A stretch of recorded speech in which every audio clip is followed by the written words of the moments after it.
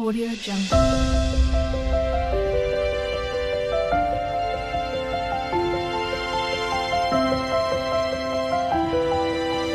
Audio Jungle. రెండో అధ్యాయం చూడండి. మనం సంపూర్ణ భక్తి,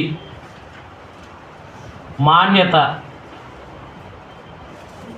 అదైంది. మనం సంపూర్ణమైన భక్తి మాన్యత కలిగి నెమ్మదిగాను సుఖముగాను బ్రతుకు నిమిత్తం అన్నిటికంటే ముఖ్యంగా మనుషులందరి కొరకు రాజుల కొరకు విజ్ఞాపనలు ప్రార్థనలు చేయవాలని హెచ్చరిస్తున్నాను. కాబట్టి ఏమన్నాడంటే ఆయన సంపూర్ణమైన భక్తి, అదైన నెమ్మది ప్రశాంతతగా బ్రతికేలా అందరి కోసం ప్రార్థన చేయండి.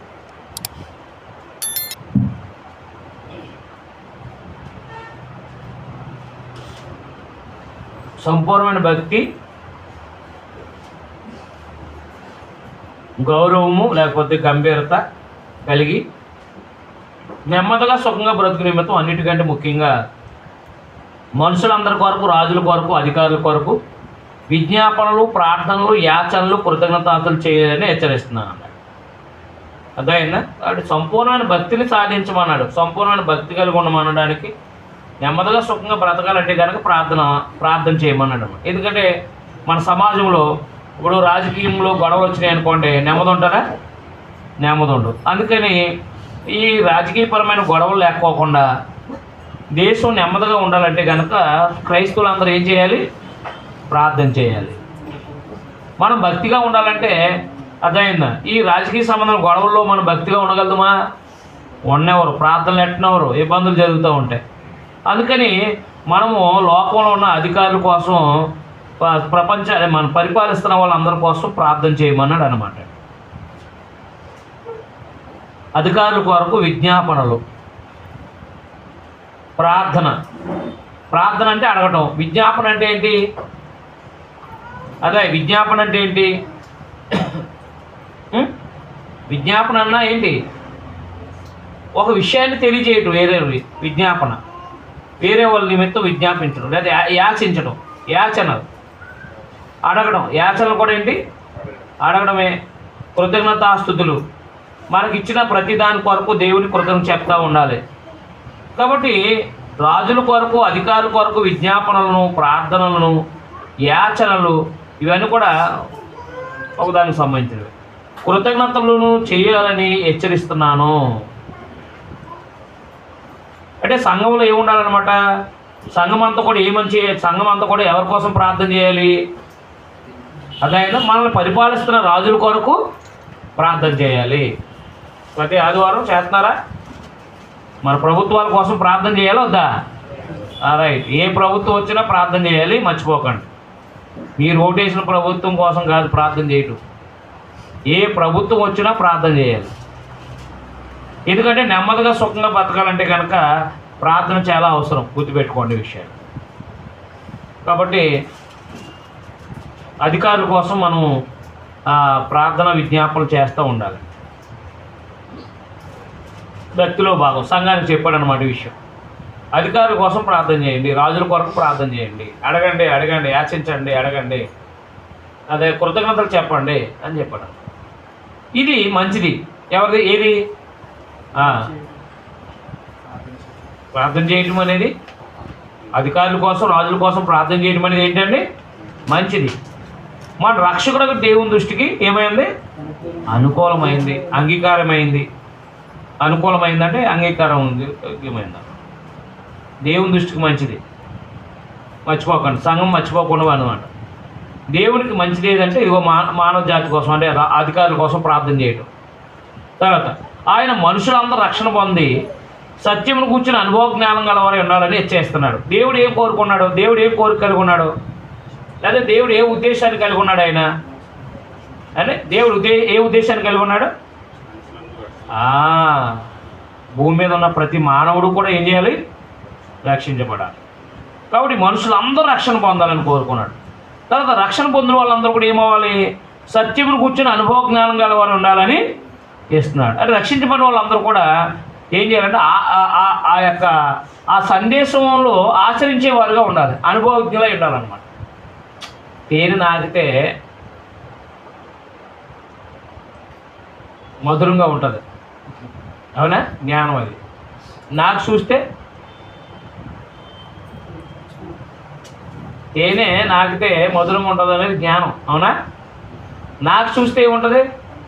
అనుభవ జ్ఞానం. అలాగే ప్రేమ కలిగి ఉండడం అనేది జ్ఞానం, అవునా?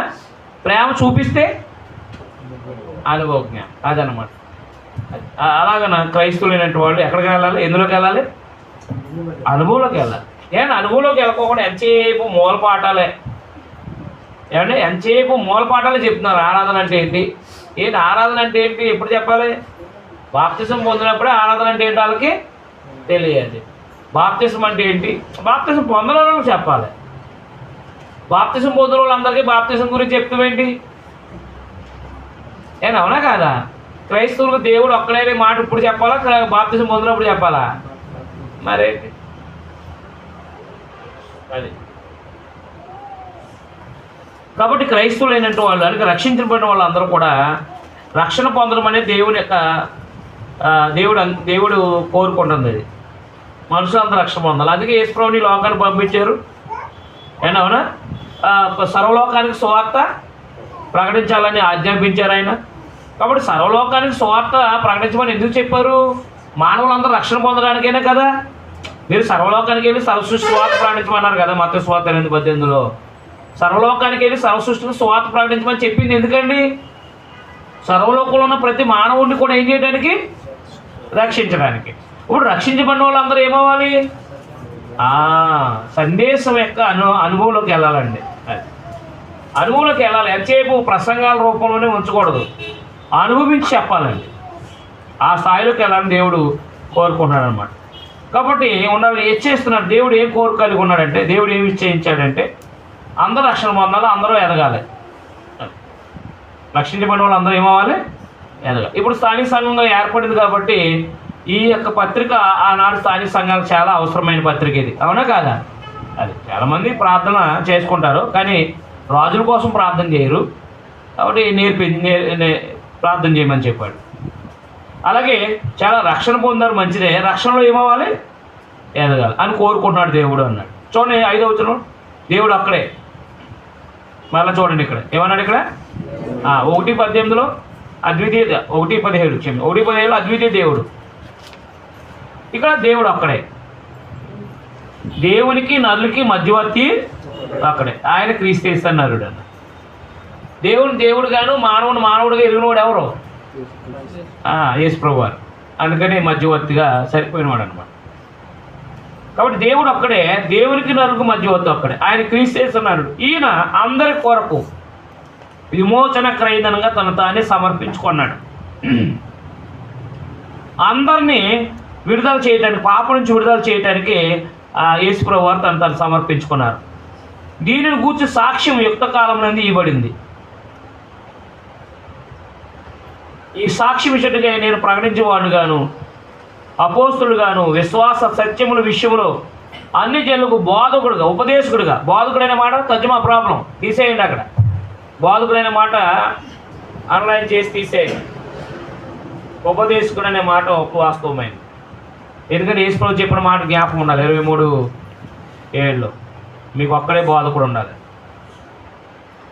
ఇవన్నీ కూడా తర్జుమా ప్రాబ్లమ్స్ గుర్తుపెట్టుకోండి. అవి కూడా మీకు చెప్తున్నాను నేను. సత్యం విషయం అన్ని జనులకు ఉపదేశకుడిగాను నియమింపబడుతుంది. నేను సత్యమే చెప్తున్నాను, అబద్ధం మాట్లాడలేదు. మీకు అర్థమైందా? కాబట్టి 2:1-7 వరకు ఏం చెప్పారంటే అందరూ రక్షించబడాలి, అందరూ సత్యంలో ఎదగాలి. అందువల్ల ప్రభుత్వాల కోసం ప్రార్థన చేయండి. దేవుని ఉద్దేశం నెరవేరాలంటే ప్రభుత్వంలో గలిబిలి ఉండకూడదు. రాజుల కోసం, అందరి కోసం ప్రార్థన చేయండి. మీరు సంపూర్ణమైన భక్తి కలిగి ఉండాలంటే ప్రార్థన అవసరం అన్నాడు అనమాట. ప్రార్థన, భక్తి. ప్రార్థన మీరు నెహెమ్యా గ్రంథం చదవండి ఎక్కువగా. ప్రార్థన పని, ప్రార్థన పని, ప్రార్థన పని ఉంటుంది. యేసుప్రభు వారిని చూడండి మీరు ఎప్పుడైనా సరే, ప్రార్థన పని, ప్రార్థన పని. అర్థమైందా? పగలంతా బోధించేవారు, సాయంకాలం అయ్యేటప్పటికి ఒలివల కొండకి వెళ్ళి ప్రార్థన చేసుకునేవారు. ప్రార్థన పని, ప్రార్థన పని. అలాగే అపోస్తుల గారి 6వ అధ్యాయంలో అపోస్తులు ఏం చెప్పారు తెలుసా? మేము ప్రార్థన ఎందును వాక్య పరిచర్య ఎందును ఎడతెక్కుందమన్నారు. అవునా? ప్రార్థన చాలా ఇంపార్టెంట్ అండి క్రైస్తవుడికి. అర్థమైందా? స్వార్థ మరీ ముఖ్యంగా స్వార్థ చేసేవాడికి మరీ ఎక్కువ ప్రాముఖ్యం.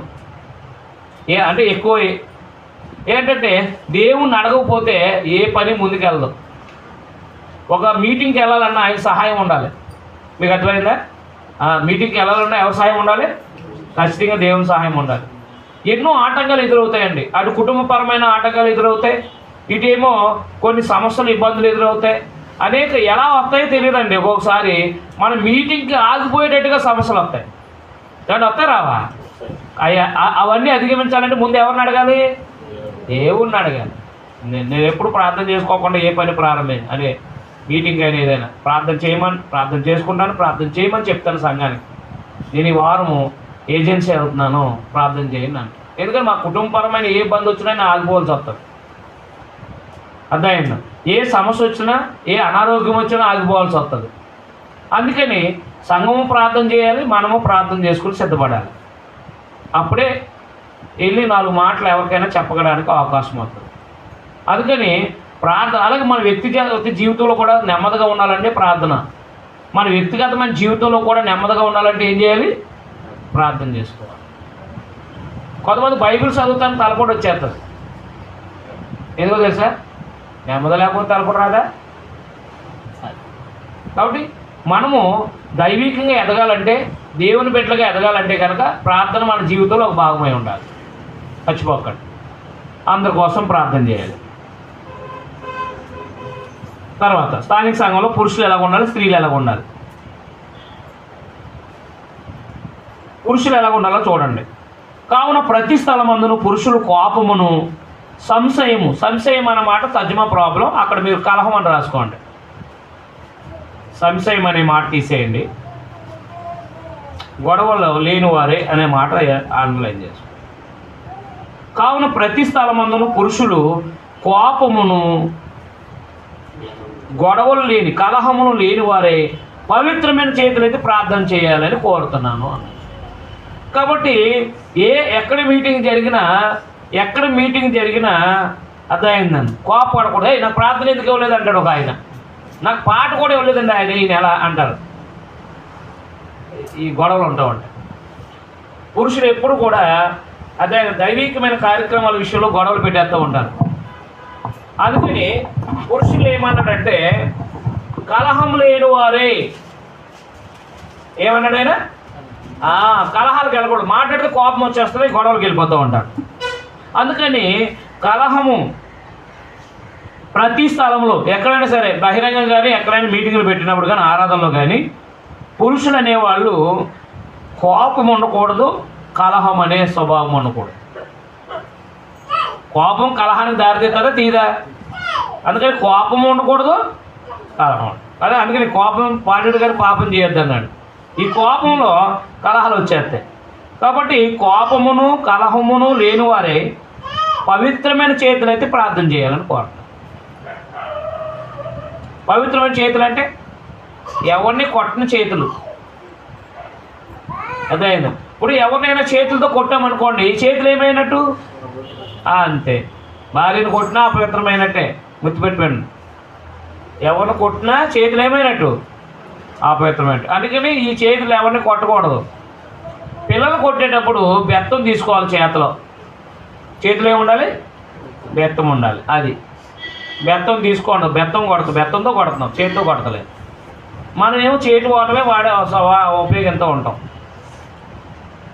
గుర్తుపెట్టుకోండి విషయం. కాబట్టి ప్రతి స్థలంలో పురుషులు కోపమును సంశయం లేని వారే పవిత్రమైన చేతులకు ప్రార్థన చేయాలి. అంటే మీరు ఏమంటారంటే ఒక ఆయన ప్రసంగం ఇవ్వలేదని కోపడిపోయి వచ్చేసాడంట మీటింగ్ నుంచి. నన్ను కనీసం ఒక 20 నిమిషాలు మాట్లాడడానికి సమయం లేదు, ఏమనుకున్నావాలో నేను అంటే ఏంటనుకున్నావు అని చెప్పేసి వచ్చేయాలండి. చూసారా, అంటే అలాంటి మనస్తత్వాలు ఉంటాయి. కాబట్టి గొడవలు ఉండకూడదు.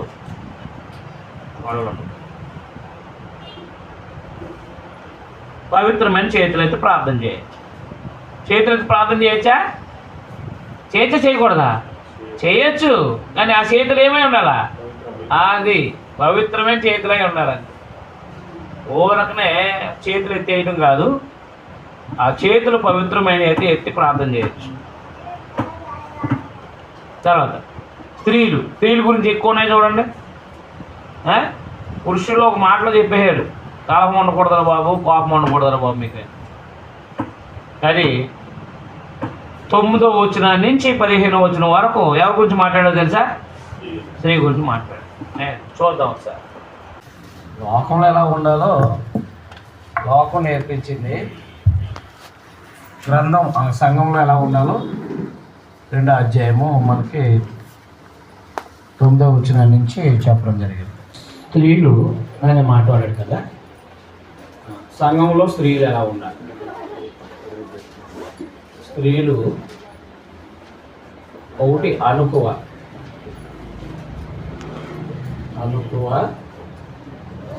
స్వస్థ బుద్ధి. అదైనా అనుకువ, స్వస్థ బుద్ధి. అనుకువ అంటే ఏంటి? తగు మాత్రపు వస్త్రాలు. అనుకువ అంటే ఏంటి? అనుకువగా ఉండడం అంటే ఏంటి?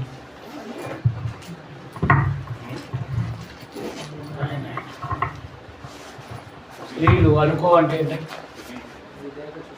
తగ్గించుకోవడం అంటే అది వేరు. ఇదేంటంటే మనం దాని భావం వేరు. లోబడే అనే అంశం కాదు. లోబడే అనే అంశం మనకి ఎపిసి పత్రంలో చెప్పాడు. స్త్రీలారా ప్రభునకు వల్ల మీ సొంత పురుషులకి మీరంతా మనం లోబడని అంటే ఇంకా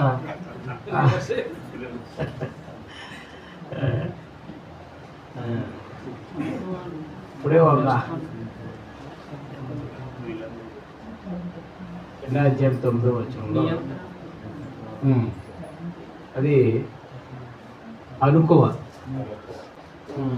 వినయం అనే దానికన్నా soundness of mind, self control.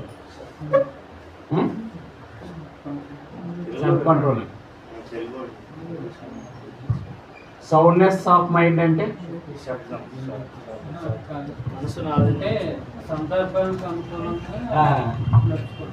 అంటే అదే అనుకో అనేది మాటికి అరిచేస్తూ ఉంటారు మీకు అదైంది. కాబట్టి తన మనస్తత్వం అనేది ఎలా ఉండాలంటే అది తగ్గించుకునేదంటే అది వేరే అది మళ్ళీ సబ్జెక్ట్ వేరే అయిపోతుంది మీకు అదైంది. ఆ వినయానికి దగ్గరగా ఉండేది అంతే. అది తన స్వాధీనంలో తన స్వాధీనంలో తను ఉంచుకోగలిగే స్థితి ఉండాలన్నమాట. అదైందా? అందువల్ల దాన్ని ఏమన్నాడు? సోప్రోసునే అన్నాడు. గ్రీకులో అదే చూస్తున్నాను నేను. సోప్రోసునే అంటే తను అదుపులో పెట్టుకోవడం అన్నాడు, తను అదుపులో ఉంచుకోవడం అన్నాడు. తర్వాత ఈ మనస్సుని సైలెంట్గా ఉంచుకోవడం అన్నాడు. అంటే మనసును సైలెంట్గా ఉంచుకోవడం అంటే అదుపులో పెట్టుకోవడం. మనసును దాన్ని ఏమన్నారంటే తను అణుచుకోవడం అన్నమాట. తన మనస్సును తాను అణుచుకోవడం అన్నమాట. కాబట్టి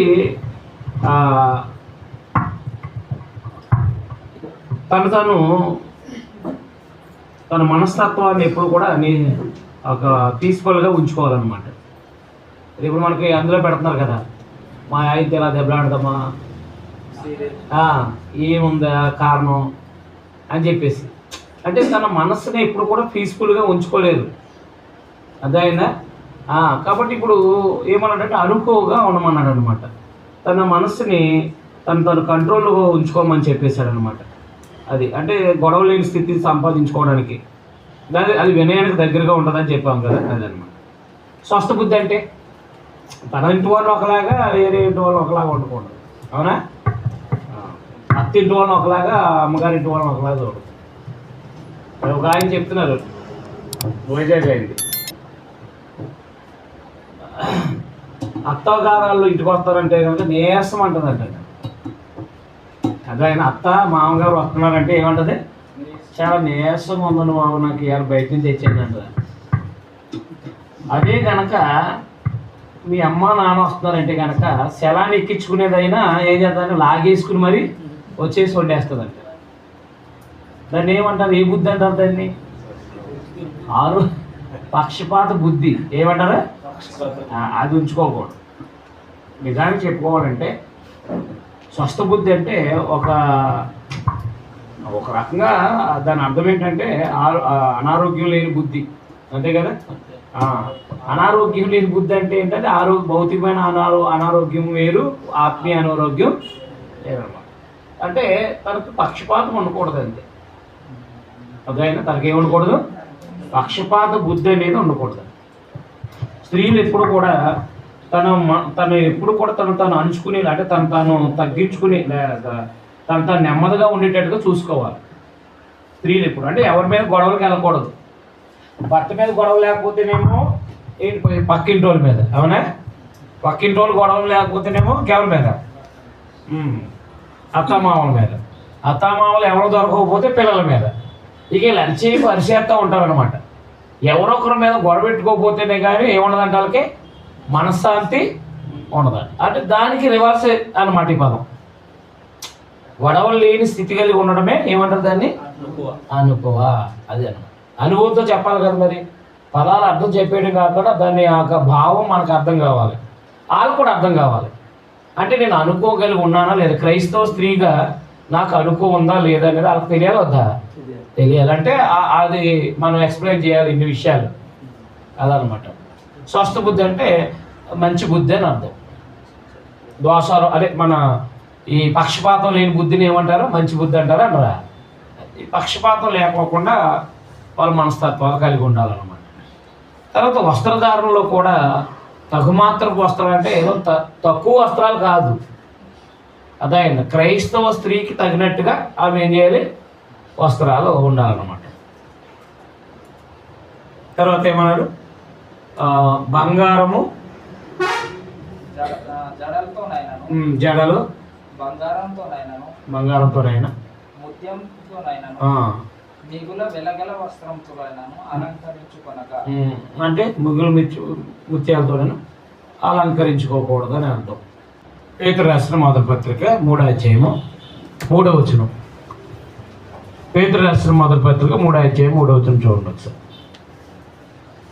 జడలు అల్లుకొంటి, బంగారు నగలు పెట్టుకుంటూ, వస్త్రములు ధరించుకుంటూ నన్ను అంటే అర్థమేంటి? ఉండొద్దనా ఉండమన్నా? ఉండొద్దని అంతే. అలంకారం దేవుని రాజ్యానికి ఆటంకమా అన్నాడంట ఒక ఆయన. ఆటంకమే కదా. ఆత్మ సంబంధమైన లోకంలోకి భౌతికమైన అలంకరణ అవసరం లేదు. అయితే తన భర్త కోసం అలంకరించుకోవచ్చు. ప్రకటన గ్రంథం 21వ అధ్యాయంలో తన భర్త కొరకు అలంకరించుకోవచ్చు. ఒక ఆవిడ అంటుంది, ఏంటి పెళ్ళవక ముందు చాలా అందంగా ఉండేదా నువ్వు, ఇప్పుడు ఏంటంటే ఏముంది, ఇప్పుడు బోకులు కడుగు బాత్రూమ్ కడుగు, బోకులు కడుగు బాత్రూమ్ కడుగు, పిల్లల కడుగు. ఇంకా ఈ పరిస్థితిలో నేను అందానికి మనసు ఇవ్వలేకపోతే భర్త వేరే వాళ్ళని చూస్తాడు. అదైనా అర్థం లేదా? ఆ పరిస్థితి ఎవరు కల్పించుకోకూడదు? స్త్రీ తెచ్చుకోకూడదు అనమాట. ఒక స్వామీజీలాగా నైటీ వేసుకుని ఉండకూడదు పొద్దున్న సాయం దాకా. నేను అర్థమైందా? అది స్వామీజీలాగా ఏం చేసుకోకూడదు, ఉదయం నుంచి సాయంత్రం దాకా నైటీ వేసుకుని ఉండకూడదు. అదైంది. చూడండి, ప్రకటన కాదు ఏంటంటే తన భర్తకి అందంగా కనపడేట్టుగా చూసుకోవాలి. బయట వాళ్ళు కాదు, భర్తకి. గుర్తుపెట్టుకోండి. ప్రకటన 21 మొదటి వచ్చింది. అది మనం ఆత్మ సంబంధమైందే భౌతికంగా ఆలోచించుకోవాలన్నమాట. అందుకోసమే చెప్తున్నాను. మొదటి ఆకాశమును మొదటి భూమి గతించిపోయినాయి, సముద్రమును కలయదు. సముద్రం ఇక లేదు. మరియు నూతనమైన యెరూషలేము అనే పరిశుద్ధ పట్టణము అది తన భర్త కొరకు ఇది ఆత్మ సంబంధమైంది. మీకు ఆల్రెడీ ప్రకటన చెప్పినప్పుడు చెప్పాను. అదైనా ఆత్మ సంబంధమైన విషయం ఇది. సంఘము క్రీస్తు కొరకు సిద్ధపడి ఉందన్నమాట. సత్క్రియలే అలంకరణ, అవునా కదా? ఇది సంఘానికి. అయితే లోకంలో భార్యాభర్తలుగా తమ జీవితాలు కొనసాగిస్తున్నప్పుడు అదైందా భార్య తన భర్తకి అందాన్ని చూపించుకోవాలన్నమాట. అప్పుడు అలంకరించుకోవచ్చు అన్నమాట. అదైందా? కాబట్టి అలంకరణ లోకం. కాకపోతే మన ఇండియాలో హిందూత్వంలో వచ్చాం కదా, అంటే మనము అన్ని శైలిలో నుంచి వచ్చాం కదా, హిందూ మొత్తం అంతా కూడా బయటికి వెళ్ళినప్పుడు మాత్రమే అలంకరించుకుంటారు. ఇంటికాడ ఉన్నప్పుడు మాత్రం అంతే. ఇంటికాడ ఉన్నప్పుడు మాత్రం సింపుల్ జుట్టు, సీముడు ముక్కు. పిల్లలు కూడా పారిపోతారు. ఏనా కాదా? పిల్లలు కూడా అమ్మ ఏంటమ్మా అలా ఉన్నావా, శుభ్రం చేతులు కడుక్కుని ఎట్టమ్మా అన్నావా అంటారు. అది కాబట్టి ఏదో ఒక పని చేసుకుంటూ అలా ఉంటారనమాట. బయటికి వెళ్తే మాత్రం ప్రమాదకరంగా మారుతారు, అవునా కాదు? అది బంగారము వెండి ఇవన్నీ వెళ్తూ ఉంటారు. ఎవడు ఎందుకు వచ్చి మాట్లాడుతున్నాడో తెలియదు వాళ్ళకి. లాక్కెళ్ళిపోయేవాడో లేకపోతే ఏం చేసినాడో తెలియదు. అలాంటి పరిస్థితులు కల్పించుకుంటున్నారు అనమాట. అవునా కాదా? ప్రభు సంఘంలో ఎవరు కూడా అలాంటి పరిస్థితి తెచ్చుకోకుండా అసలు అలంకరణ అనేది లేకుండా ఉంచండి అని చెప్పాడు. మిగులు వెలగలిగిన వస్త్రాలు కానీ మిగులు వెలగలిగిన బంగారము వెండి కానితో అలంకరించుకోవద్దని చెప్పేశాడు అనమాట. అలంకరించుకోనక అంటే వద్దనే కదని అర్థం. దైవభక్తి గలవారు అని చెప్పుకున్న స్త్రీలకు తగినట్టుగా సత్క్రియల చేత తమను తాము అలంకరించుకోవాలని పేతురు గారు చెప్పారు, పౌలు గారు చెప్పారు. పరిశుద్ధాత్మతో ఇద్దరు ఒకేలా చెప్పారు కదా. అది ఆయన మొదటి పేతురు 3:5లో చెప్పారు, ఇక్కడేమో పౌలు గారు చెప్పారు. అది వెలుపడి అలంకారం ఉండక ఏమన్నాడు? వెలుపడి అలంకారం మీకు ఉండక అది అంతరంగ స్వభావం అలంకారంగా ఉండాలన్నమాట. అంతరంగ స్వభావం మీకు అలంకారంగా ఉండాలి. అప్పుడు దేని మీద మనసు పెడతారు? అప్పుడు అర్థమైంది. దేని మీద మనసు పెడతారు? అంతరంగ స్వభావం మీద అలంకారంగా ఉండి పెడితే భౌతికమైన దాని మీద ఉండదు అనమాట. ఈ భౌతిక సంబంధమైన మనకు బాప్తిసం పొందిన తర్వాత వీళ్ళ స్థితి మారాలి, స్త్రీ యొక్క స్థితి మారాలి. కాబట్టి అడుక్కో ఉండాలి, అది గొడవలు పెట్టేదిగా ఉండకూడదు అనమాట. తను ఎప్పుడు కూడా పీస్ఫుల్ మైండ్ ఉండాలి, అందరినీ సమానంగా చూడగలిగే మనస్తత్వం కలిగి ఉండాలి, మంచి బుద్ధి అనమాట. వస్త్రధారణలో కూడా తగుమాత్రపు వస్త్రధారణ ఉండాలి, విలువైనవి అలంకరించుకోకూడదు. లోకమంతా కూడా తను ఎంతో చాలా గొప్పవాళ్ళమని చెప్పుకోవడానికి అలంకరించుకుంటారు అనమాట. అంతరంగ స్వభావాన్ని అలంకారంగా ఉండాలన్నాడు. తర్వాత ఏం చెప్పారు? పురుషుని మీద అధికారం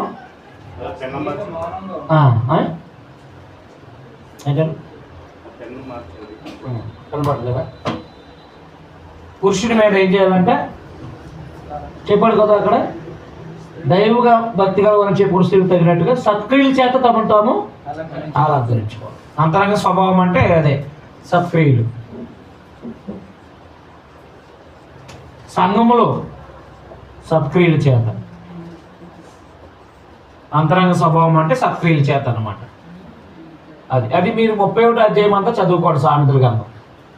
ఇక్కడ సామెతల గ్రంథం 31 అధ్యాయం చదువుకుంటే సామెతలు 31:10 నుంచి 32 అక్కడ దాకా చదువుకుంటే ఉదయాన్నే లేచి భోజనం వండుతుంది, పిల్లలు పట్టించుకుంటుంది, భర్తకి మేలు చేస్తుంది, కీడు చేయదు, ఎన్నో ఉన్నాయి. అవన్నీ కూడా ఇందులోకి వస్తాయి. అవి సత్క్రియలు, మంచి పనులు. రైట్. తర్వాత స్త్రీలు మౌనంగా ఉంది.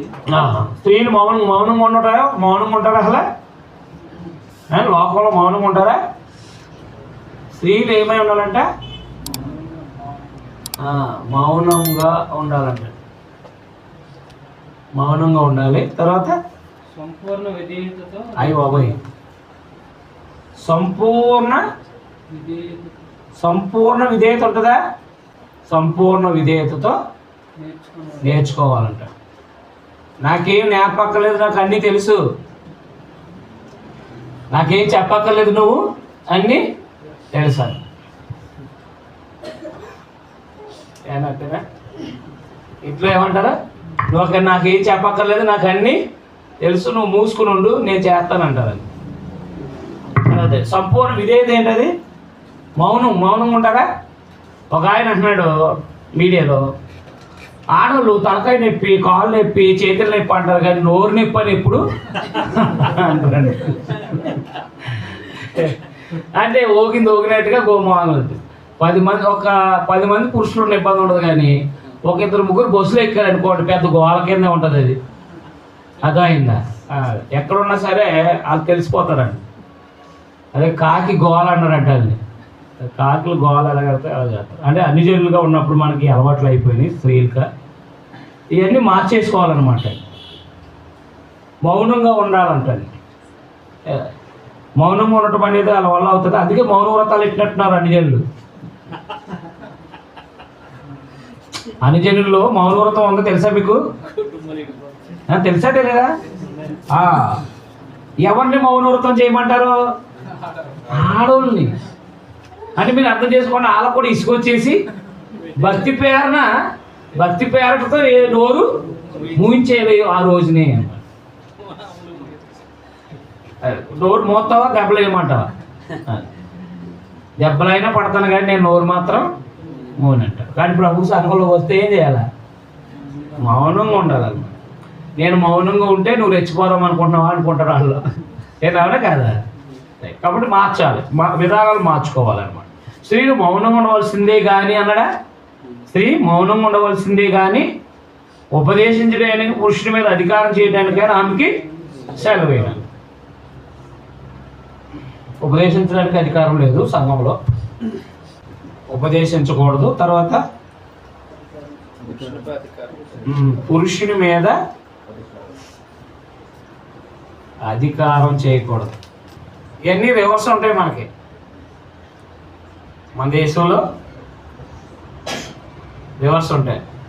ఒక ఆయన కామెంట్ పెట్టాడు మొన్న, ఏమనంటే సుప్రీంకోర్టు జడ్జిని కూడా ఇంటికి వస్తే కనుక నీకేం తెలియదు ఊరుకోండి మీకు అంటుందంట. అర్థమైందా? సుప్రీంకోర్టు జడ్జి అయ్యాడంటే ఎంత స్టడీ చేసి ఉండాలి. అదే ఇంకా లాస్ట్ అది కదా తీర్పు ఏంటది.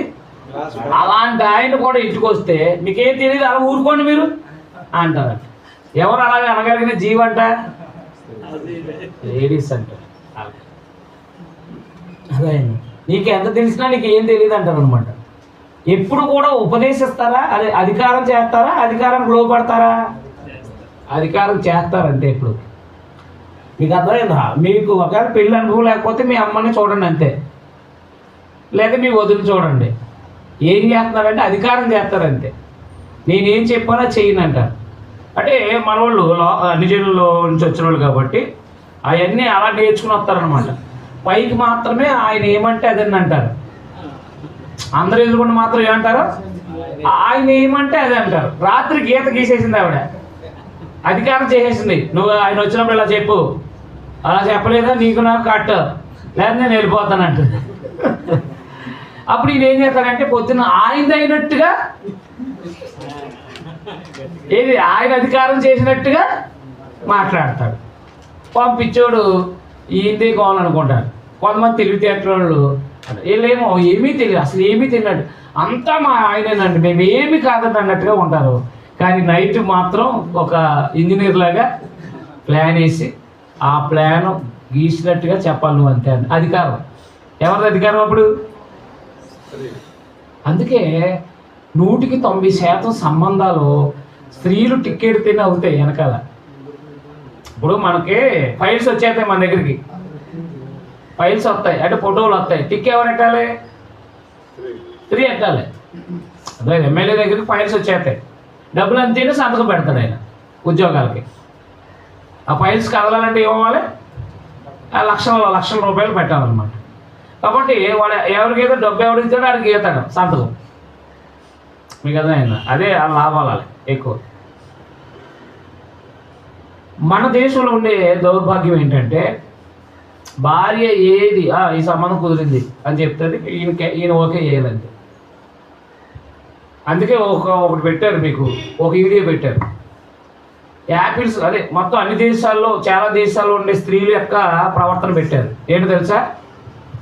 వాళ్ళు క్లిప్పింగ్స్ పెట్టారు, మీరు చూసే ఉంటారు.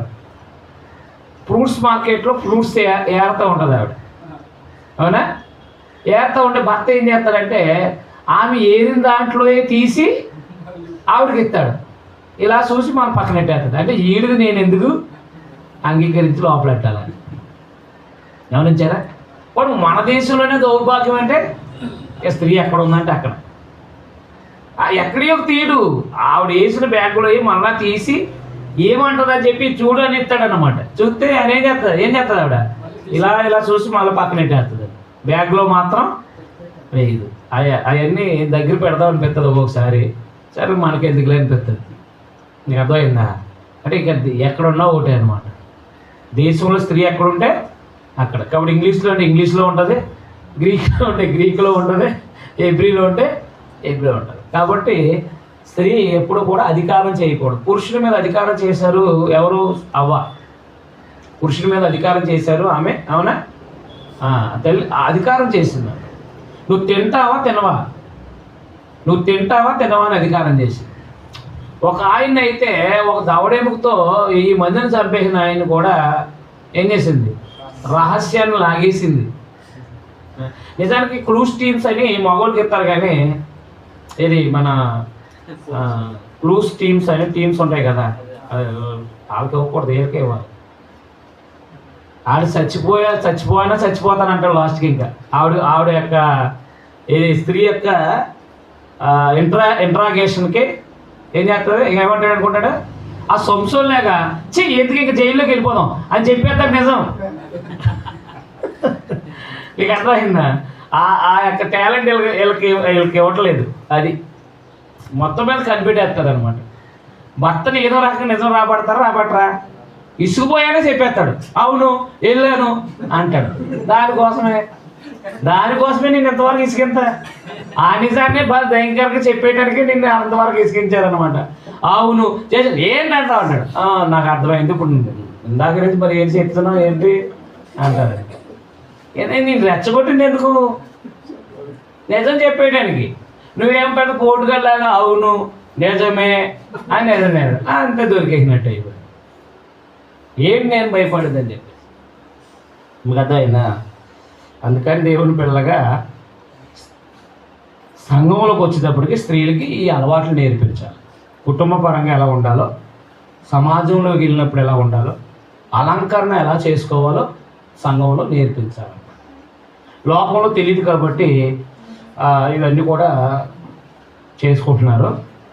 ఇది మామూలు భౌతికమైన అలంకరణ చేసుకుంటున్నారు అన్నమాట.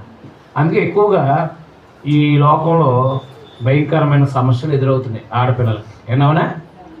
అందువల్ల అలాంటివి జరగకుండా ఉండాలంటే బిడ్డలను చాలా జాగ్రత్తగా పెంచాలి. అలాగే స్త్రీలు కూడా వాళ్ళ ప్రవర్తన దిద్దుకుంటూ ఉండడం, వాళ్ళ డ్రెస్సింగ్ కానీ వాళ్ళ పద్ధతులు కానీ అన్నీ కూడా ఒక క్రమబద్ధీకరంగా ఉండాలన్నమాట. ఇది అందుకని ప్రభు సంఘము ఒక గౌరవించబడేది కాబట్టి సంఘంలోకి వచ్చేటప్పటికి గౌరవంగా ఉండాలన్నమాట. అధికారం చేయకూడదు పురుషుడి మీద అధికారం చేయకూడదు, కానీ అధికారం చేస్తారు, మార్చుకోవాలన్నమాట. ఎందుకు చెప్పాడనమాట, ఎందుకు చేయకూడదో చెప్పాడు అక్కడ. మొదట ఆదామును తర్వాత అవయవం నిర్మించబడరు కాదా? మరి ఆదాము మోసపరచబడలేదు, కానీ స్త్రీ మోసపరచబడి అపరాధంలో పడింది. అయినను వారు స్వస్థబుద్ధి కలిగి విశ్వాస ప్రేమ పరిశుద్ధులు ఎందు నిలకడగా ఉండేలా అదైనా శిశు ప్రసూతి ద్వారా ఆమె రక్షించబడింది. అదైందా? అంటే యేసు ప్రభు వారి ద్వారా ఆమె రక్షించబడిందని చెప్పడానికి ఏ స్త్రీ ద్వారా అపరాధంలో పడిందో ఆ స్త్రీ సంతానం ద్వారానే ఆమె ఏం చేయబడింది, రక్షించబడి. అక్కడ తర్జుమా ప్రాబ్లం అనమాట. అర్థమైందా? తర్జుమా ప్రాబ్లం అది. తర్జుమాలో ఏముందంటే ఆమె విశ్వాస ప్రేమలు కలిగి ఉండాలని చెప్తూ ఏముందనంటే ఆమె చూడండి అక్కడ శిశు ప్రసూతి ద్వారా మనం రక్షించబడును అన్నాడు కదా. ఏ స్త్రీ ద్వారా అయితే అపవాది పాపం చేయించాడో అదే స్త్రీ సంతానం ద్వారా ఆమె రక్షించబడిందని చెప్పడానికి అర్థమైంది. ఆ విషయాన్ని అక్కడ మాట్లాడాడు అనమాట. అంటే శిశు ప్రసూతి ద్వారా ఆమె రక్షించబడింది. శిశు ప్రసూతి ద్వారా అంటే యేసు ప్రభు ద్వారా అనమాట. అంటే అర్థం ఏంటంటే ఏ స్త్రీ ద్వారా పాపం చేయించాడో ఆ స్త్రీ సంతానం ద్వారా ఆమె ఏం చేయబడింది అంటే ఆమె సంతానం ద్వారా ఆమె రక్షించబడింది. అంటే ఆమె ఒక శిశువుకి జన్మనివ్వడం ద్వారా ఆమె రక్షించబడింది. ఆ శిశువు ఎవరు? ప్రభు అయిన యేసుక్రీస్తు వారు అనమాట. ఏదైనా మన శిశువు పుట్టినన్నాడు కదా. కాబట్టి ఆమె స్త్రీ యొక్క అంటే ఆమె స్త్రీని అంటే పురుషుని అంటే ఒక శిశువుని కండం ద్వారా ఆమె రక్షించబడింది అని చెప్పాడు అనమాట. ఆమె ఒక శిశువుని కండం ద్వారా ఏమైంది అంటే ఒక స్త్రీ ఎలా రక్షించబడింది? యేసు ప్రభు ద్వారానే కదా. ఒక స్త్రీ ఎలా రక్షించబడింది? ఇప్పుడు పాపం నుంచి ఒక స్త్రీ ఎలా విమోచించబడింది? యేసు ప్రభుని బట్టే కదా. దాన్ని ఏమన్నాడంటే అక్కడ అంటే ఆమె ఒక శిశువును కండం ద్వారా ఆమె రక్షించబడింది. ఆ స్త్రీ పాపం చేసింది కదా. పాపం చేసిన ఆ స్త్రీ శిశువును కనడం ద్వారా ఆమె రక్షించబడింది. శిశువును కనడం ద్వారా ఆమె ఏమైంది? రక్షించబడింది. ఏ శిశువుని కనడం ద్వారా? యేసు ప్రభువుని కనడం ద్వారా ఆమె ఏమైంది? రక్షించబడింది అనమాట. అది ఆ మాట మనకు ఎలా తర్జుమా చేశారంటే శిశు ప్రసూతి ద్వారా ఆమె రక్షించబడును అన్నాడు అనమాట. ఇది కొంతమందికి అర్థం కాక ఏదేదో మాట్లాడేశారు. అర్థమైందా?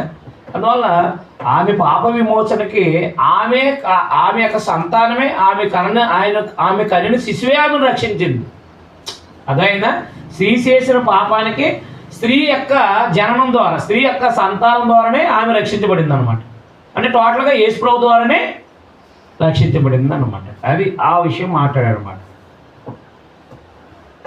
అయితే విశ్వాస ప్రేమ పరిశుద్ధత లేదు నిలకడగా ఉండాలి అని చెప్పాడు అనమాట.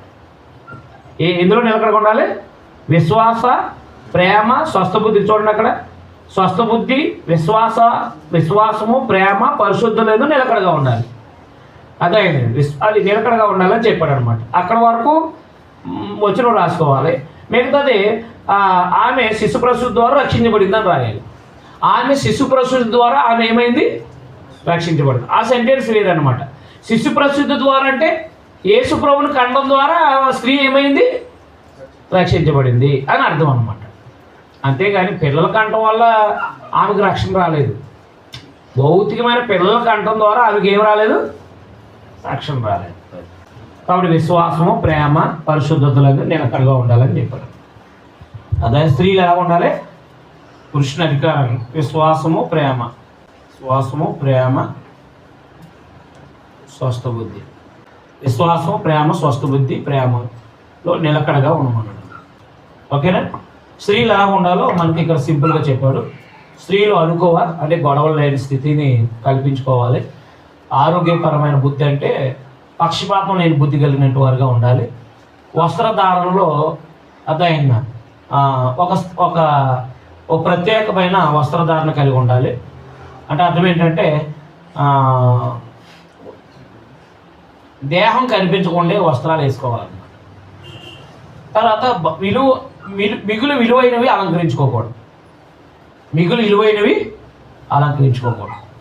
ఏం అలంకరించుకోవాలంటే అంతరంగ స్వభావం అంటే సత్క్రియల చేత అలంకరించుకోవాలి. మౌనంగా ఉండాలి. అదైనా సంపూర్ణ విధేయతతో నేర్చుకోవాలి. ఏదైనా నేర్చుకోవాలనుకుంటే ఉపదేశించడానికి అధికారం లేదు. పురుషుని మీద అధికారం చేయడానికి అవకాశం లేదు. అది కాబట్టి విశ్వాస ప్రేమలో నిలకడగా ఉండాలి. అది స్త్రీలు ఎక్కువ ఉండే లక్షణాలు అన్నమాట. సంఘంలో ప్రభు సంఘంలో స్త్రీలు ఎలా ఉండాలంటే మనము తిమోతికి రాసిన మొదటి పత్రిక 2:9 నుంచి 15 వచ్చిన వరకు మనం చెప్పగలిగితే సంఘంలో స్త్రీలు ఎలా ఉండాలంటే ఇలా ఉండాలన్నమాట. లోకంలో స్త్రీలు ఎలా ఉంటారంటే తన ఇష్టానుసారంగా ఉంటారు, పురుషుల మీద అధికారం చేస్తారు, భౌతికమైన అలంకారం మీద మనసు పెడతారు. అవునా కదా? అంటే ఎంచే బంగారం కొనమని, వెండి కొనమని, అవి కొనమని, ఈ కొనమని అని చెప్పేసి భౌతికమైన అలంకరణల కోసం ఎక్కువగా చెప్తూ ఉంటారు అన్నమాట. అందువల్ల లోకంలో ఈ ఆత్మ సంబంధంగా జీవించలేకపోవడానికి కారణం అవుతుంది అనమాట. భౌతికమైన మనసు ఉంటే ఆత్మ సంబంధం వాటి మీద మనసు ఉంటుందా? ఉంటుంది. రైట్, మనం చాలాసార్లు చదువుకున్నాం కాబట్టి 3వ అధ్యాయం 2వ అధ్యాయం మీరు రాసుకోండి. ప్రార్థన మరియు స్త్రీ పురుషులు ఎలా ఉండాలో తెలియపరచడం రాసుకోండి. ప్రార్థన మరియు స్త్రీ పురుషులు ఎలా ఉండాలో తెలియపరచడం రాసుకోండి. 2వ అధ్యాయం. ప్రార్థన మరియు స్త్రీ పురుషులు ఎలా ఉండాలో తెలియపరచడం. ఎలా ఉండాలో అలా ఉండాలంతే. ప్రభు సంఘంలో మార్చుకోవాలండి మనం, అంతే మార్చుకోవాలి. బాప్తిసం పొందినప్పుడు ఎలా ప్రవర్తించినా, బాప్తిసం పొందిన తర్వాత మన ప్రవర్తన అంతా కూడా ఎలా ఉండాలి? దేవుడు అంగీకరించే విధంగా మార్చుకోవాలి. దేవుని సంఘంలో ఎలా ఉండాలో స్త్రీలు అంటే ఇలా ఉండాలన్నమాట.